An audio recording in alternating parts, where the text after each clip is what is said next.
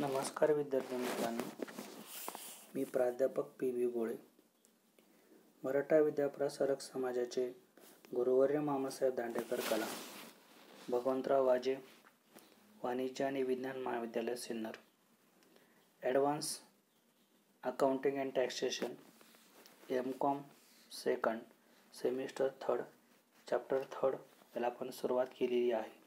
Audit committee and corporate governance. पुढील मुद्दा आपला आहे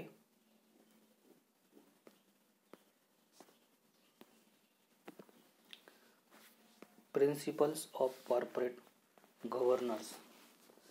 कॉर्पोरेट गव्हर्नन्सचे प्रिन्सिपल शिकल्यानंतर कॉर्पोरेट गव्हर्नन्सची व्याप्ती तुमच्या अजून लक्षात येईल.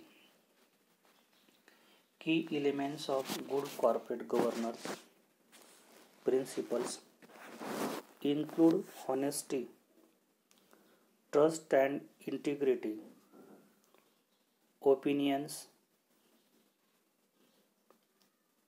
openness, performance, orientation, responsibility and accountability, mutual respect and commitment of the organization. Of importance is law.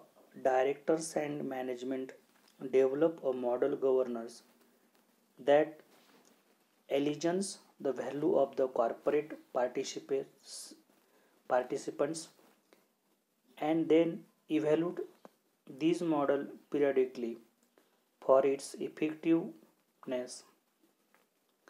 In particular, senior executive should conduct themselves honestly and ethically, especially concerning actual apparent conflicts and interest and disclosure of financial report. Commonly accepted principles of corporate governance include corporate governance जे आहे यामध्ये काही key elements आहेत. Of good corporate governance principle include. चांगल्या corporate governance जे आहे यामध्ये honestly, trust and integrity, opinions, performance, orientation, responsibility and accountability, mutual respect and commitment to the organisation. Importance is how director and management develop a model of governance that align the value of corporate participant and they evaluate the model periodically of its effectiveness. Corporate गव्हर्नन्समध्ये विभिन्न प्रकारचे जे elements आहे यामध्ये corporate गव्हर्नन्सने honestly प्रामाणिक राहणं, trustee विश्वासू वागणं, इंटिग्रिटी सातत्यता, ओपिनियन्स मत प्रवर्तन, परफॉर्मन्स ओरिएंटेशन कार्यपद्धती, responsibility, accountability, mutual respect and commitment to the organisation. Of importance is how to direct and management develop a model governance that align the valuable of the corporate participation and evaluate these model periodically of its effectiveness. कंपनीचे director आणि management जे आहे हे corporate गव्हर्नन्सच्या माध्यमातून कंपनीला कशा प्रकारे corporate participate करताय, इव्हॉल्यूट करताय, कुठल्या प्रकारचं पिरियडिकली इफेक्टिव्हली मॉडेल आणताय यावरती कॉर्पोरेट गव्हर्नन्स अवलंबून असतं.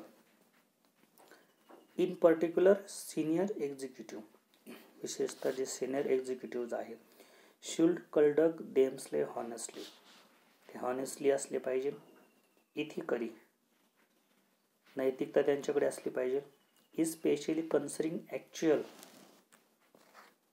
Or apparent conflict of interest, त्यांचा जो कॉन्फ्लिक्ट इंटरेस्ट आहे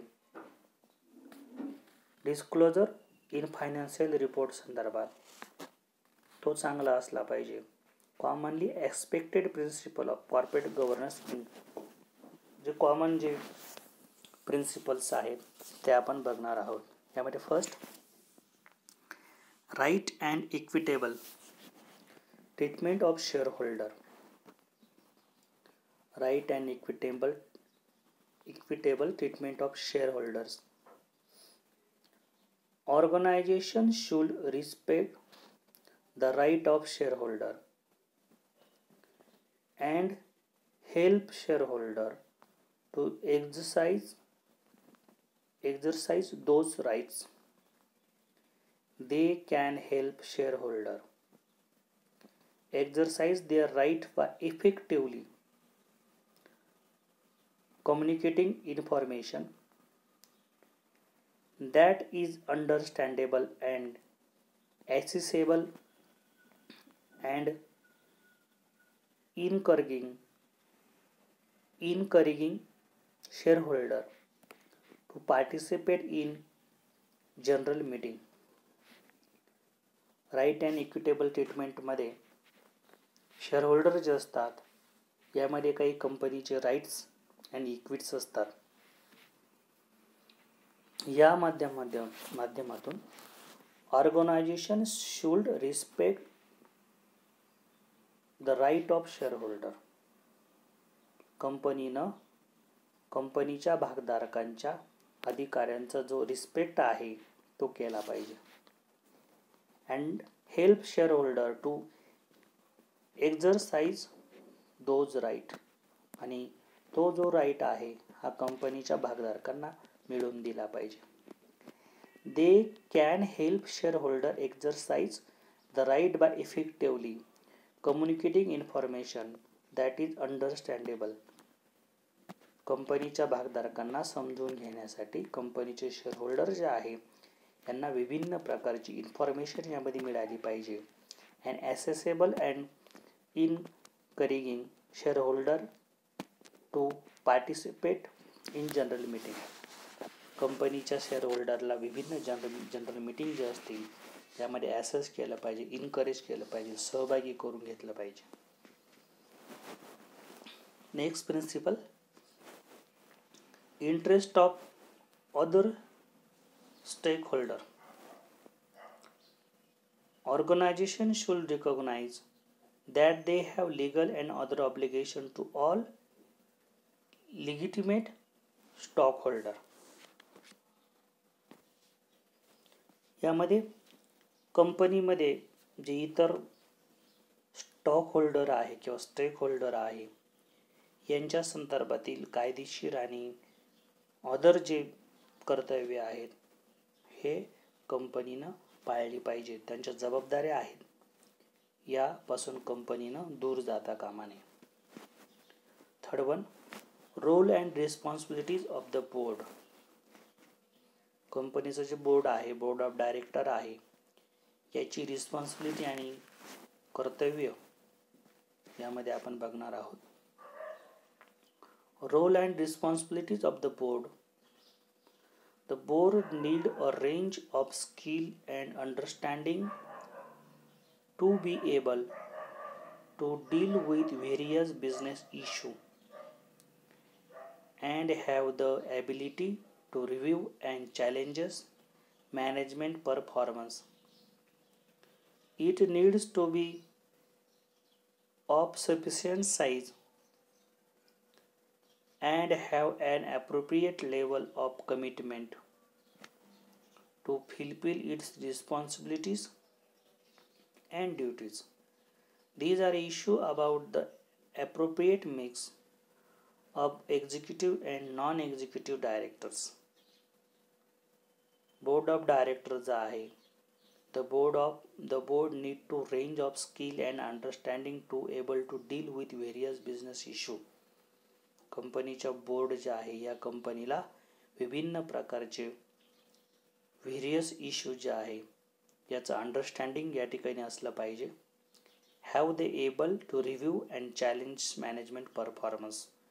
त्यांची जी चॅलेंज स्वीकारण्याची ॲबिलिटी जी आहे ही नेहमी रिव्ह्यू असली पाहिजे. It needs to be sufficient size and have appropriate level of commitment to fulfil its responsibility and duties. त्यांची जबाबदारी आणि कर्तव्य हे पार पाडण्यासाठी त्यांच्याकडे ॲप्रोप्रिएट लेवल जी आहे कमिटमेंटची हे असणं अपेक्षित आहे. There are issue about the appropriate mix executive and non executive director. जे executive and non executive director जे आहे यांना सगळ्या प्रकारच्या इश्यू ज्या आहेत याचं अप्रोप्रिएट मिक्सिंग जे आहे यामध्ये करता आलं पाहिजे. फोर्थ प्रिन्सिपल आहे integrity and ethical behaviour. Ethical and responsible decision making is not only important for public relations, but it is also necessary elements in risk management and avoiding lawsuits. Organizations should develop a code of conduct of their directors and executives that promotes ethical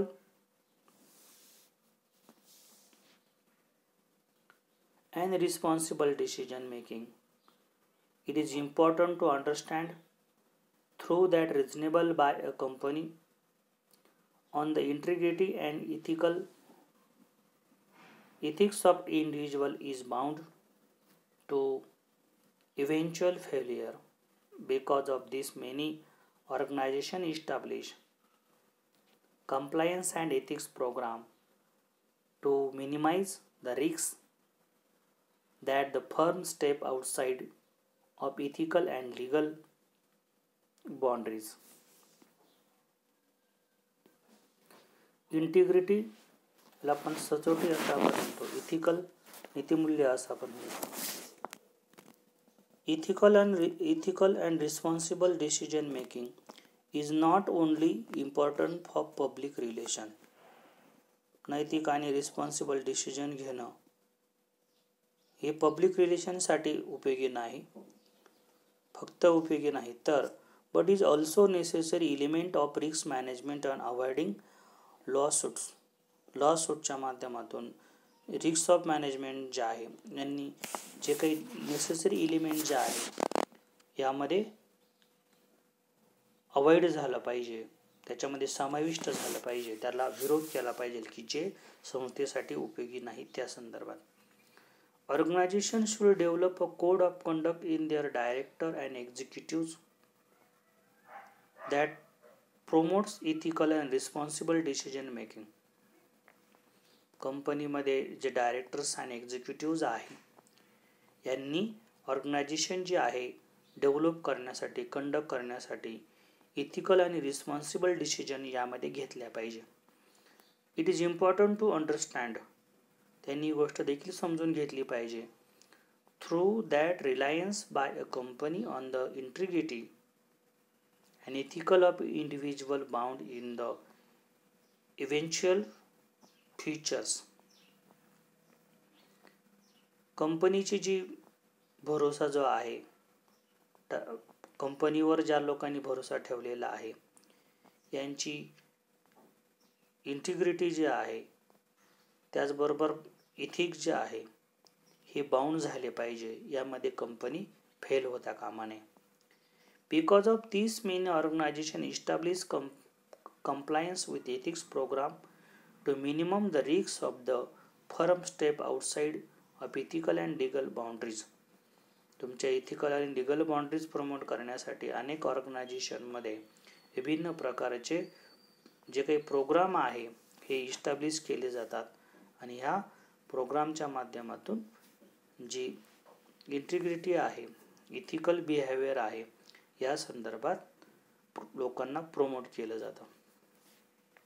next one, disclosure and transparency.